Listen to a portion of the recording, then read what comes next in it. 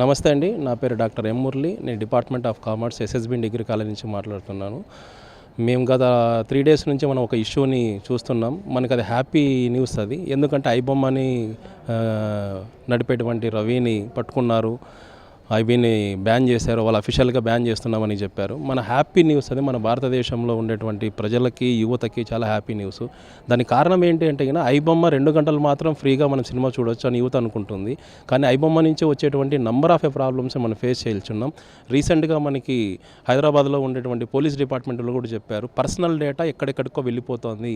ఆ personal data దాదాపు 50 లక్షల మంది పర్సనల్ డేటా ప్రపంచం మొత్తం అంతా వ్యాపించి ఉంది. ఆ పర్సనల్ డేటా వల్ల జరిగేటువంటి పరిణామాలు చాలా తీవ్రంగా ఉంటాయి. అది మీరు అర్థం చేసుకోండి. ఏదో ఫ్రీగా ఇస్తున్నాడు అంటే ఆయన ఏం ఫ్రీగా ఇవ్వట్లేదు. మన డేటా, పర్సనల్ డేటా వెళ్ళిపోతుంది. దానితో పాటు ఇంకా కొన్ని వెబ్సైట్ కూడా మనకి ఉచితంగా కొన్ని ఫిలిమ్స్ అందిస్తున్నాయి. వాటిని కూడా రద్దు చేయాలని మేము కూడా కోరుకుంటున్నాం. మూవీ రూల్స్ కావచ్చు, తమిళ ఎంపీ వెబ్సైట్లు కావచ్చు, వీటి మీద కూడా మిగతా రాష్ట్రాలు కానీ కేంద్ర ప్రభుత్వం కానీ దృష్టి పెట్టి యువతని చెడు మార్గంలో ప్రవేశించుకోకుండా సరైన మార్గంలో భారతదేశానికి అభివృద్ధికి పాటుపడాలని మేము కోరుకుంటున్నాం. దీనివల్ల ఉచితంగా వచ్చేటువంటి ఒక వ్యక్తి అయితే ఆ వెబ్సైట్ అందించేటువంటి నంబర్ ఆఫ్ ఫ్రాడ్స్ కొన్ని వెబ్సైట్ వల్ల, కొన్ని బెట్టింగ్ యాప్ వల్ల చెడు మార్గంలోకి యువత వెళ్తోంది. వాటిని ఆపేసి భారతదేశానికి యువత అనేటువంటిది ఎంతో శక్తి సామర్థ్యాలు ఉపయోగపడుతుంది అనేటువంటి ఉపయోగించుకోవాలని మేము కోరుకుంటున్నాం. దాంతోపాటు మన డేటా ఎప్పుడైతే పర్సనల్ డేటా వెళ్ళిపోతుందో ఆ పర్సనల్ డేటా భవిష్యత్తులో వచ్చేటువంటి తీవ్ర పరిణామాలు మనం ఎదుర్కోవాల్సి ఉంటుంది. కాబట్టి యువత కూడా ఇది ఆలోచించి ఐబొమ్మనే కాకుండా మిగతా వెబ్సైట్లను కూడా బ్యాన్ చేయాలని మేము కోరుకుంటున్నాం. ఈ తెలంగాణ గవర్నమెంట్ కూడా మేము చాలా సంతోషిస్తున్నాం. ధన్యవాదాలు. Good afternoon sir. నా పేరు Mahesh, department of commerce lecturer. So ఇలా బెదిరింపులు అనేటివి యాక్చువల్గా చెప్పాలంటే యూత్కి తెలియకుండా జరుగుతున్నవి ఇవన్నీ కూడా. వీళ్ళు యూత్ ఏమనుకుంటారంటే మనకు ఒక మూవీ వస్తుంది కదా, మనం మూవీ ఫ్రీగా డౌన్లోడ్ చేసుకోవచ్చు. ఇప్పుడు థియేటర్కి వెళ్తే కన్నా ఇప్పుడు మనం తీసుకుంటే కన్నా ఒక మూవీ పైన మూవీ అసోసియేషన్ వాళ్ళు నియర్లీ 30-40 crores పెడుతున్నారు. బయట పోతే ఒక టికెట్ తీసుకుంటే 150 రూపీస్. వాడు ఒక్కసారి చూస్తాడు, కానీ వాడు ఎక్కువసార్లు చూడాలంటే కూడా అది ఎక్కువ ఎక్స్పెన్సెస్. కానీ ఇలాంటి దాని ద్వారా వాడు డౌన్లోడ్ చేసుకోవడం ద్వారా వాడు ఎక్కువ ఎంటర్టైన్ కావచ్చు అనుకుంటున్నాడు. కానీ ఇలా ఒక ఫ్రాడ్ జరిగినప్పుడు వాడు సఫర్ అవుతున్నాడు, అరే ఇలా జరిగింది అని చెప్పి. కానీ అన్నోన్ థింగ్స్, ఇది వాళ్ళ పరిధిలో లేనటువంటిది, అనుకోకుండా జరిగేటివి. సో ఇలాంటి ఇష్యూస్ పైన స్టూడెంట్స్ అనేటివి వాళ్ళ మెంటల్ ఎబిలిటీ ఎలా అయిపోతుందంటే చాలా డిగ్రేడ్ అయిపోతుంది. అలాంటి టైంలో సూసైడ్ అటాక్స్ కానీ ఇట్లాంటివన్నీ జరిగే అవకాశం ఎక్కువగా ఉంటుంది. బట్ బ్యాన్ చేయడం ఒక విధంగా కరెక్టే, కానీ ఆ బ్యాన్ చేసే ముందర ఫస్ట్ మనం ఇలాంటివి జరగకుండా చూడాలి. అండ్ ఇక్కడ ఇంకోటి ఏం చెప్తామంటే కన్నా గవర్నమెంట్స్ తీసుకునే ముందర, స్టెప్స్ తీసుకునే ముందర ప్రతి ఒక్కరికి ఒక అవేర్నెస్ క్రియేట్ చేస్తే చాలా మంచిదని నేను అనుకుంటాను. ఐబొమ్మ బ్యాన్ అవ్వడం అయితే అదొక మంచి విషయమే. దానివల్ల మేము నష్టపోయినా అది మాకు తెలియదు, అంటే మా డేటా వాళ్ళ దగ్గర ఉందని మాకు తెలియదు. కాబట్టి మా ఏజ్లో ఉన్న వాళ్ళైనా లేకపోతే మిడిల్ క్లాస్ వాళ్ళైనా వాళ్ళకి ఏం చూస్తారంటే వాళ్ళ దగ్గర డబ్బులు ఉండవు మూవీస్కి వెళ్ళడానికి. ఖచ్చితంగా మూవీకి వెళ్తే ఒక ఫ్యామిలీతో వెళ్ళాలంటే అది 1000 to 1500 అయిపోతుంది.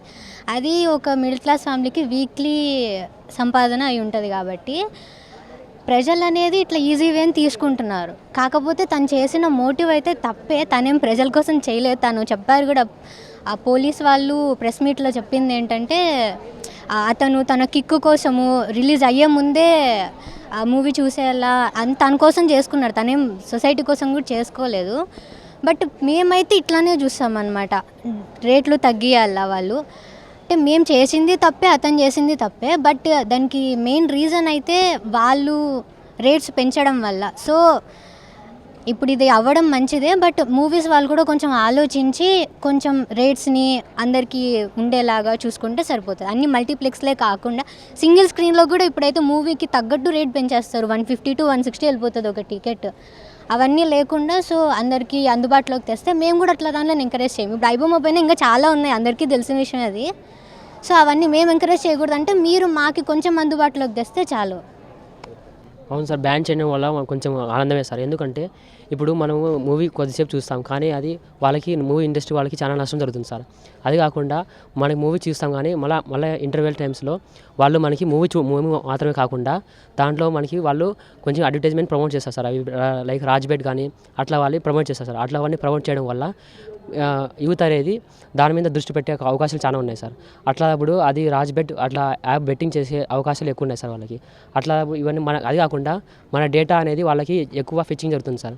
అది మన డేటా వాళ్ళకి ఇవ్వాల్సిన అవసరం లేదు సార్. కానీ మనం ఐబొమ్మ ఓపెన్ చేసేవాడు లాగిన్ అవుతుంది సార్. లాగిన్ అవ్వడు మన ఈమెయిల్ ఐడి ఇంకా మన ఫోన్ నెంబర్ అవన్నీ వాళ్ళు పర్సనల్ డేటా అన్ని మనం తీసుకుంటారు సార్. అవి తీసుకోవడం వల్ల మళ్ళీ రేపు నాడు ఏమైనా ప్రాబ్లమ్స్ సార్ వచ్చినప్పుడల్లా మళ్ళీ ఏమన్నా అట్లా మీకు ఇట్లా బ్లాక్మెయిల్ చేయడం కానీ అట్లా జరగచ్చు సార్. అట్లా జరగకూడదు అంటే మనము ఇట్లా లాగిన్స్ అనేవి కాకుండా ఉండాలి సార్. ఇట్లా ఏమన్నా పైరసీ చేసే ఇవన్నీ యాప్స్ ఉంటే అవన్నీ బ్యాన్ చేసేది మంచిది సార్. ఎందుకంటే ఇప్పుడు యూత్ అనేది దానికి 2 గంటల సేపు సినిమా చూస్తుంది సార్. దానికి స్పెండ్ చేసే బదులు మంచిగా ఏమన్నా టెక్నిక్స్ నేర్చుకుంటే సపోజ్ ఇప్పుడు సి లాంగ్వేజ్ అట్లా ఏమైనా నేర్చుకుంటే ఉపయోగపడుతుంది సార్. కానీ యూత్ ఏం చేస్తుందంటే మూవీ చూసుకుంటే దానికి ఆనందంలోనే మునిగుతాం సార్. అది తాత్కాలిక ఆనందం సార్. అది నా దృష్టిలో అయితే వేస్ట్ సార్. అందుకని మూవీ పైరసీ చేయడం ఆపేస్తే మంచిది సార్. ఇంకా ఇలాంటివి చేయడం వల్ల మూవీ ఇండస్ట్రీ వాళ్ళకి చాలా నష్టం వస్తుంది సార్. కొన్ని కోట్లలో నష్టం వస్తుంది సార్. ఇప్పుడు రవి అతన్ని పట్టుకున్నందుకు మనం ఎంతో తెలిసిన అవసరం సార్.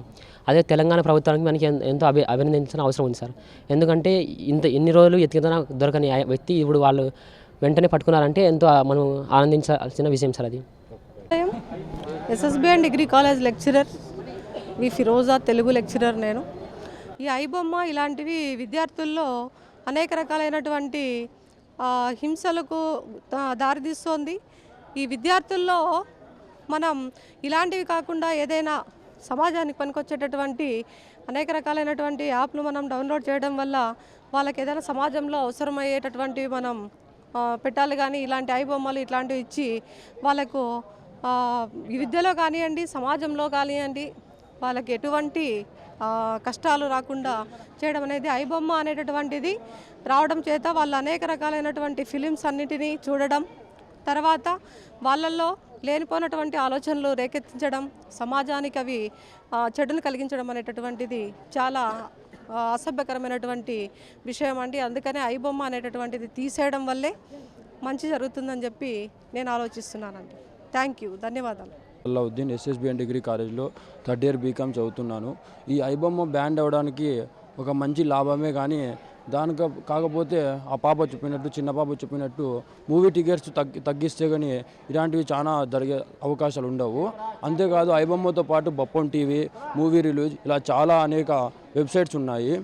వాళ్ళు తెలియకోకుండానే పిల్లోళ్ళు అట్రాక్ట్ అవుతారు. మూవీస్కి చూడడానికి డబ్బులు లేనందువల్ల ఇలాగా యాప్లు డౌన్లోడ్ చేసుకొని మూవీస్ చూడాలని ఒక ఆలోచనతో చేస్తుంటారు. కానీ వాళ్ళకి తెలియని విషయం ఏంటంటే వాళ్ళు డౌన్లోడ్ చేయడం వల్ల వాళ్ళ పర్సనల్ డీటెయిల్స్ తీసుకుంటుందని ఎవరికి తెలియదు. ఎందుకంటే ఇప్పుడు కొత్త సినిమాకి వెళ్ళలేక ముందే మనం దీంట్లో చూస్తున్నామంటే ఎవరన్నా ఆనందిస్తారు కదా. అలా అట్రాక్ట్ అయ్యి పిల్లలంతా కొత్త మూవీస్ని డౌన్లోడ్ చేస్తుంటారు. అలాగే మధ్యలో ఒక యాడ్స్ అనేవి వస్తుంటాయి. ఆ యాడ్స్ చాలా భయంకరమైన యాడ్స్. పిల్లలకి ఎట్లా అంటే ఫస్ట్ రూపాయి చూపిస్తారు, రూపాయితో వేలల్లో నష్టం వచ్చేలాగా వాళ్ళకి ప్రాణాలు తీసేలాగా పనికొచ్చేలా యాప్లు ఉన్నాయి. కాబట్టి ఐబొమ్మతో పాటు బొప్పం టీవీ ఇవన్నీ యాప్లు కూడా బంద్ చేయాలని నేను కోరుకుంటూ ఈ అవకాశం ఇచ్చిన అందరికీ నేను థ్యాంక్స్ చెప్పుకుంటాను. పేరు సాయి వెంకట్. ఇప్పుడు ఐబొమ్మ తీసేసినారు కదా, అట్లా యాప్లు ఎందుకు తీసేసినా అడుగుతాను. ఎందుకంటే మేమేం రిచ్ కిడ్ ఏం కాదు. మా ఎట్లా వాళ్ళు మిడిల్ క్లాస్ పీపుల్స్. మా ఎట్లా వాళ్ళు ఎట్లా చూడాలి. ఇప్పుడు సినిమా వాళ్ళంటే మినిమం 300 టికెట్ ఉంటుంది. బ్రేక్ ఇస్తే మినిమం పాప్కార్న్ ఏదో కొనుక్కోవడం 350 ఉంటుంది. అట్లా వాళ్ళు మా ఎట్లా వాళ్ళు సినిమా వేసి చూసుకోలేం. సరే అవంతా ఫేక్ అంటున్నారు, మా డేటా అంతా తీసుకున్నారండి. అట్లాంటివన్నీ ఎందుకు తీసుకున్నారు? అట్లాంటివి ఏం లేకుండా ఇట్లా ఐబొమ్మ బొప్పం కానీ మంచిగా ఉపయోగం పడితే పర్లేదు.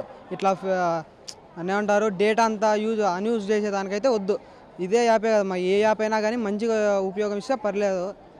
అదైతే మంచిగా వాడాలని నేను కోరుకుంటాను. ఓకే, అంటే బ్యాన్ చేయడం వరకు కరెక్టే సార్. ఇప్పుడు ఐబొమ్మ రాజ్బెట్, మూవీ రూల్స్ ఇట్లా అన్ని రాజ్బెట్ బెట్టింగ్ యాప్ వల్ల మేము నష్టపోతున్నామని చెప్తున్నాము. అంటే ఎలా ప్రమోట్ చేస్తారు వాళ్ళు? అంటే మీరు దానికి అట్రాక్ట్ ఎలా అవుతారు అసలు? అంటే బెట్టింగ్ యాప్ వాళ్ళు ₹1, ₹100 ఇట్లా ఒక 2-3 టైమ్స్ వాళ్ళు అమౌంట్ వచ్చేలాగా చేస్తారు. మళ్ళీ అమౌంట్ మన దగ్గర ఉంటేనే మాకు లాస్ అవుతుంది సార్. మరి దాన్ని ఎలా కనుక్కుంటారు మీరు అసలు? అంటే మామూలుగా లింక్స్ అన్నీ ఓపెన్ చేస్తారు, double times, triple times links open చేయాల్సి వస్తుంది. అలా మీరు అన్నీ అలో అనుకోతే మీ డేటా అంతా వెళ్తుంది కదా? అవును సార్, వెళ్తుంది. ఆ డేటా వెళ్ళినప్పుడు మాకు అప్పుడు తెలియదు కదా సార్, అట్లా జరిగిపోతుంది. ఎలా ఉంటుంది? బాగుంది సార్. అంటే మూవీ టికెట్స్ కానీ తగ్గేలా అని కోరుతున్నాను. అదేవిధంగా ఐబొమ్మ అనేది హెచ్డి క్వాలిటీలో ఈ సాఫ్ట్వేర్లు ఉపయోగించి చాలా నీట్ కంటెంట్తో ఐబొమ్మ అనేది నెట్లో రిలీజ్ అవుతుంది. దానికి సంబంధించి కొన్ని అదే కాకుండా వేరే సైట్లో కానీ రిలీజ్ అవుతున్నాయి. కానీ అత్యాధునికంగా క్వాలిటీతోన ఐబొమ్మ అనేది నిర్వహిస్తున్నాడు. అంటే ఇంతకుముందు పోలీసు వాళ్ళకి కానీ సవాల్ చేసినది ఆయన నన్ను పట్టుకోండి, నా డేటా మొత్తం నా దగ్గర ఉంది, ఇండియాలో ఉన్న డేటా మొత్తం నా దగ్గర ఉంది. కాబట్టి సబ్స్క్రైబర్లు కానీ వ్యూవర్స్ కానీ ఒకసారి అలాంటి సైట్లో మనం సినిమా చూస్తున్నామంటే మన డేటా ఎంతవరకు భద్రంగా ఉంటుందనేది ఒకసారి ఆలోచించుకోవాలా.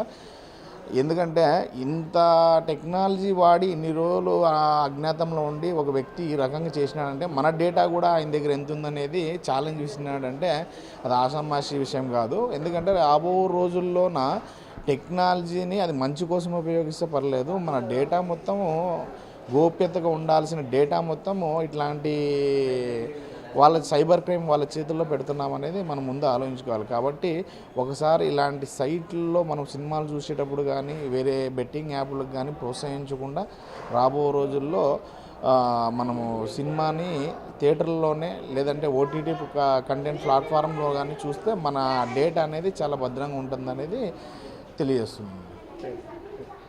ఐబొమ్మ ద్వారా కొత్త సినిమాలను ఆ రోజు సాయంకాలమే విడుదలైన రోజు సాయంకాలమే హెచ్డి ప్రింట్ ద్వారా వీక్షించే అవకాశాన్ని కల్పిస్తూ ఒక దొంగ వ్యాపారానికి తెరలేపిన రవి అరెస్ట్ చేయడము నిజంగా చాలా సంతోషకరమైన విషయం.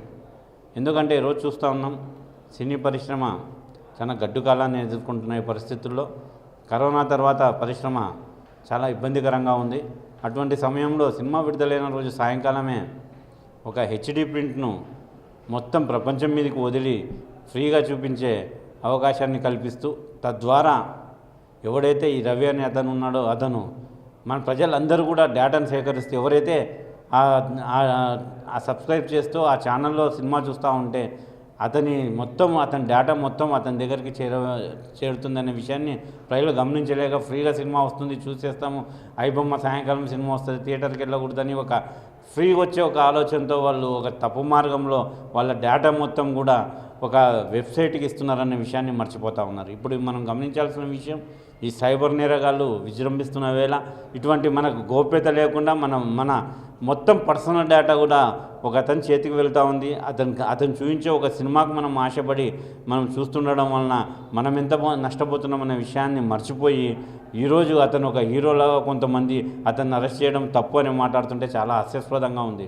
ఈరోజు ప్రజలందరూ గమనించాలి, రాబోయే కాలంలో అతను పోలీసులకే సవాల్ విసిరాడు. ఎవరైతే అతను కంప్లైంట్ చేస్తే సినీ పరిశ్రమ కంప్లైంట్ చేసినప్పుడు ఈ ఐబొమ్మ ద్వారా ఈ సినిమా సాయంకాలానికి రిలీజ్ అవుతుంది, దీన్ని కట్టడి చేయండి, ఇండస్ట్రీ చాలా ఇబ్బందుల్లో ఉందని ఏదైతే కంప్లైంట్ చేసిన రోజు అతను పోలీసులకు ఒక సవాల్ విసిరినాడు. ఐబొమ్మకు ఇంకో స్టెప్ ముందుకు వచ్చి మీరు ఏదైనా యాక్షన్ తీసుకుంటే మీకు సంబంధించిన విషయాలన్నీ బయట పెడతా, నా దగ్గర 5 కోట్ల మంది డేటా నా దగ్గర ఉందని పబ్లిక్ సవాల్ విసిరినటువంటి ఒక నేరస్తుడిని మనమందరం ఈరోజు అందరూ కూడా అతనికి సపోర్ట్గా కొంతమంది కేవలం సినిమా చూపిస్తున్నాడు ఫ్రీగా అనే విషయాన్ని మనసులో పెట్టుకొని దాని ద్వారా మనం ఏం నష్టపోతున్నామో కూడా గ్రహించకుండా అటువంటి నేరస్తులకు మనం వత్తాసు పలకడం నిజంగా చాలా హేయమైన పరిస్థితి. ఈరోజు మేమందరం కూడా పోలీస్ డిపార్ట్మెంట్ని మేము సినిమా పంపిణీదారుడుగా అలాగే ఎగ్జిబిటర్గా డిస్ట్రిబ్యూటర్గా నేను దీన్ని స్వాగతిస్తున్నాను. కొన్ని లక్షల మంది కష్టం ఈరోజు ఒక సినిమా బయటికి రావాలంటే కొన్ని వేల మంది టెక్నీషియన్స్ అలాగే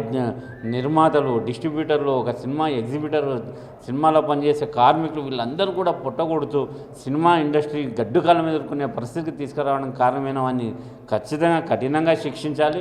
ఇటువంటివి ఇంకా ఏదైనా వెబ్సైట్లు ఉంటే కూడా ఎవరు కూడా నేను అందరికీ ఒకటే నేను చెప్తా ఉన్నా, ఇటువంటి మోసగాళ్ళ వలలో పడి ఏదో ఫ్రీగా వస్తుందని మీరు ఇటువంటివన్నీ సబ్స్క్రైబ్ చేసుకొని సినిమా సాయంకాలం చూద్దాం అనుకుంటే ఎవ్వడు కూడా ఊరికే మీకు సినిమా చూపించే పరిస్థితిలో లేడు.